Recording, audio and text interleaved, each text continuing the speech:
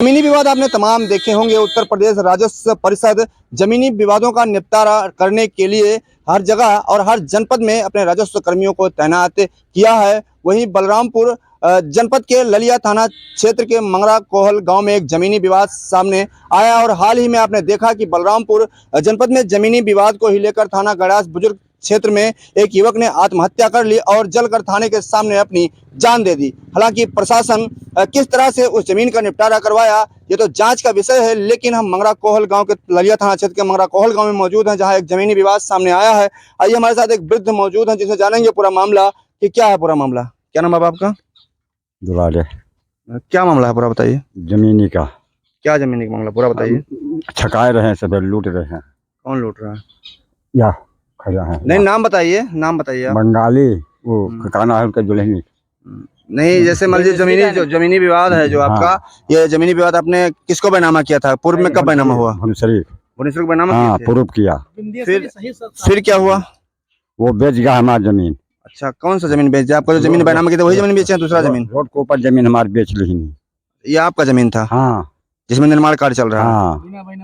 तो क्या चाहते हैं आप? हम अपन जमीन चाहिए था। आपने इसके गुहार कहीं पे लगाए? प्रशासन से गुहार लगाए इसके? कहाँ कहाँ गए? कोर्ट में गए, पैसे लड़े। अच्छा, जमीन बैनामा कर चला गया हमारे। कोर्ट में आपका मामला चल रहा है, उसके बाद भी जमीन पर निर्माण हो रहा है? हाँ, जमीन चल रहा है, इस पर निर्माण चल रहा है। हाँ। आइए हमारे साथ इस वृद्ध का बेटा मौजूद है, इससे हम बातचीत करेंगे कि क्या है पूरा मामला। क्या नाम पड़ेगा आपका? राम गोपाल सर। राम गोपाल, क्या पूरा मामला है? आपका जो पिताजी का जमीन है, इस पे क्या पूरा मामला बताइए, विस्तार से बताइए। जमीन का मामला 1997 में बैनामा किया गया था। किसने बैनामा किया? हमारे पिताजी ने। हाँ। किसको बैनामा किया? बेंदश्री सनाब चंद्र का। अच्छा, हाँ। फिर क्या हो? उसके आगे ये नकल दिखा कर बैनामा कर दिया अनीता विश्वास बंगाली को 2009 में।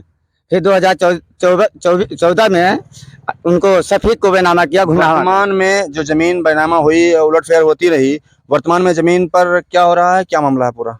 फिर बेंदश्री ने किया मुकदमा दायर मेरे ऊपर। मैं सम्मन आया कोर्ट से, तो मैं उसका जवाब दावा लगाया उसके स्टाम्प का। तो स्टाम्प में लिखा था 1/2 हमारे बड़के पापा पिताजी थे और हमारे पिताजी, और इसने 12 का पैसा देकर 24 विश्वा लिखवा लिया। फिर न्यायालय में इसने दावा दायर किया तो सिविल जज ने फर्स्ट ने निरस्त कर दिया कि रोड के किनारे तुम्हारी जमीन नहीं, वहाँ मुकदमा नहीं चलेगा, काश में बैनामा है, काश में मुकदमा चलेगा। उसने कुछ दिनों के बाद मेरे को पैसा लाचार में, गरीब आदमी था, मजदूर रहा था, उसके बाद में इसने 2018 में 24 जमीन कुरुक करा दिया। कुरुक कराने के बाद ये वर्तमान में जमीन पर निर्माण चल रहा है, हम जैसा देख रहे हैं, वर्तमान में जमीन पर निर्माण चल रहा है, इस ये जमीन विवादित से मुकदमा चल रहा है, इस पे क्या? हाँ, मुकदमा चल रहा है, मुकदमा विवाद चल रहा है, बेचाराधीन हूँ मैं। और उसके बाद में न्यायालय में कुरुक की स्टे भी है और निर्माण चल रहा है, और कोर्ट से मेरा प्रार्थना है कि मेरे को न्याय दिला दिया जाए, मेरे को न्याय चाहिए। अच्छा, हाँ। इसका गुहार आप कहीं पुलिस प्रशासन से क्या लगाए? पुलिस प्रशासन से भी कहा, स्टाम्प भी दिखाया, हर चीज दिखाया। बेंदश्री ने नकल दिखा के आपकी गुरुदेव सिंह को 2023 में 6वां महीना में 27 तारीख को बैनामा कर दिया। उस पर मैं गया आपत्ति जान पाया तो मैं आपत्ति लगा दिया सर।